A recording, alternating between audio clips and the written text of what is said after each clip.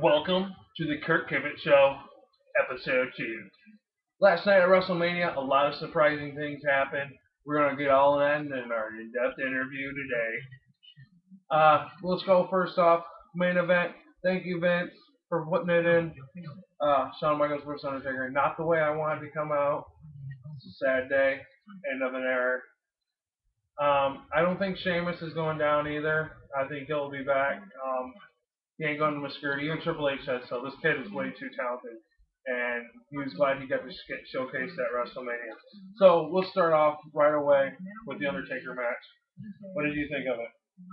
That was a phenomenal match. Those two really put their hearts and souls into the match, and bottom line, one of the great matches of the day. Yeah, agreeable. Pay-per-view was awesome. A lot of letdowns. Like they killed the Rey Mysterio and Punk storyline. It might only last a month anyways. One of them would have betrayed the Raw, and storyline would have been dead anyway. I was really surprised to see the Edge storyline being continued. Batista's storyline is being continued. They wanted to end. They obviously ended the wrong storylines and kept the wrong ones. I think we all need a closing last night to the Edge and Jericho saga for the big draft, which we all know Edge is going to Raw. What do you think with the outcome with them keeping the storyline going on that feud? I think it's gonna be a great one because they can have an even bigger main event match on SummerSlam. SummerSlam, that's like 6 months away, and if they do keep the storyline going that long, bad move. And you can't get any bigger than WrestleMania. Money in the Bank ladder match was a shocker. Who the hell thought? Mr. Kurt Angle himself. No, not Kurt Angle. He looked like Kurt Angle last night, didn't he? Jack Swagger. One Money in the Bank match was wearing Kurt Angle's old wrestling tights.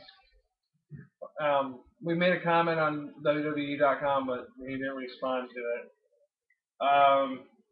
Phenomenal, just like every year, stole the show. We want to say good luck, Sean, and hope that your career after wrestling is great. You're going to be missed. I don't want you to retire, but it looks like it's done deal and still. Unless Vince pulled the screw job on us tonight. Now, let's get on to some notes over the web, internet. The matches, by the way, I just want to say, we got so much to talk about. I just want to give a quick rundown of WrestleMania. And then we're going to get into Raw. But there is some interesting news coming over the line today. It looks like SummerSlam is going to have its own personal home in Los Angeles. Write your comments. Think about this. SummerSlam only in LA. You got to drive all the way to LA for WrestleMania now. SummerSlam now. Good idea or bad idea? I want to hear your opinions. Write your comments down below. What do you think? Of being permanently in LA? I think they should just keep the way it's been going. Different cities getting different towns and times, and why stick with one place for one particular event? Yeah, that is true.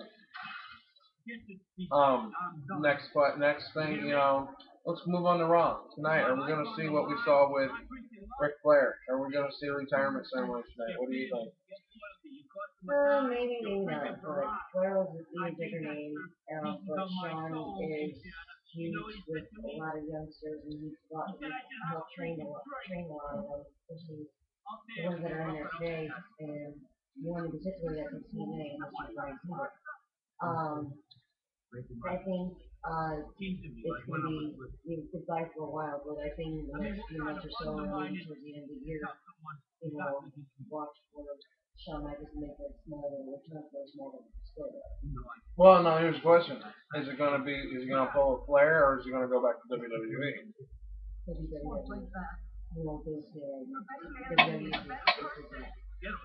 One thing we would like to make a comment about, we've been seeing a lot of people on the predictions of the draft. We'll do our predictions on April 26th, like before we go into our night of Raw.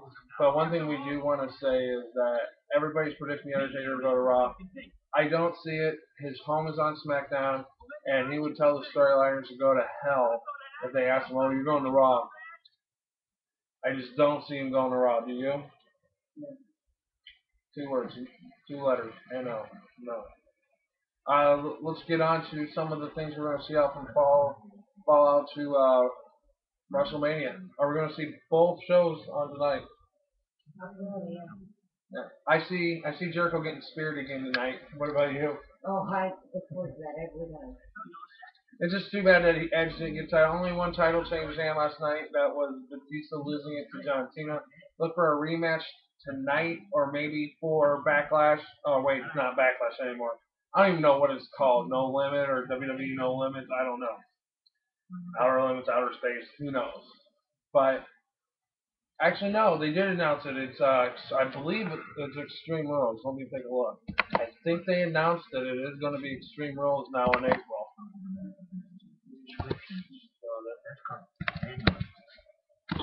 Taking a look right now, looking up on WWE.com.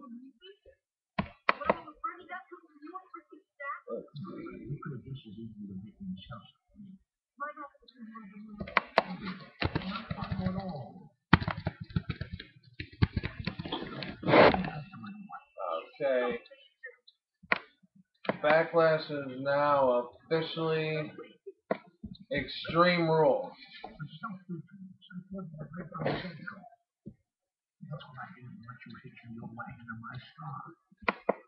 So we're looking at it's going to be called Extreme Rules, and I'd say a table match is very possibly in the works for, well, they might keep anything dealing with ladders, chairs, and tables to TLC. Do you think, or do you think we will see a table match?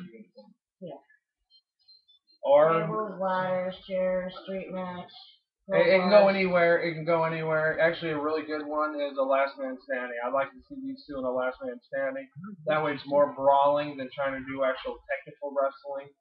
That would be a really good match for these two, since they both can't wrestle their way out of that paper bag. So look tonight. Look forward to Shawn Michaels' retirement party. Triple H putting Sheamus over, even maybe putting Sheamus over tonight in a rematch from their WrestleMania pay-per-view.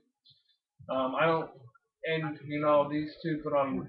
If you're going by ground aspects of a real pure wrestling match, no high flying, just pure two guys going out there doing some old school wrestling, like from the Attitude Era. That was definitely the match of the night. TNA was taped last week, so don't really need to get into that, do we? You guys have already read the spoilers. Hey, if you're watching the Kibitz show, you've read the spoilers. WWE Films, real quickly, going to be filming 9 movies back to back and be released over the next year and a half. Only one is scheduled to go to the theaters, and that's for a 2-week limited release of the next John Cena movie. Obviously, John Cena going to theaters. Not much else. Just a lot of comments about how WrestleMania was on. Excuse me. Got a little drunk last night. Got the little heart thing going. But besides that, not much on rumors or anything. Maybe see Goldberg tonight. You remember right? It was WrestleMania 20. He debuted right after WrestleMania 21. He debuted the night, so it's been 5th year anniversary. Yeah, but I don't think he's going to be just yet because he's still in the Unless he got eliminated last night. We didn't watch it, and it didn't take. whether he gets eliminated or not, they're not going to be their debut on somewhere else until after Actually, no, they can't go on TV with their contract with The Apprentice. They can't debut on TV until after they eliminated on the show. So if Goldberg was eliminated this week, then there's a really good chance that he'll be on Raw tonight.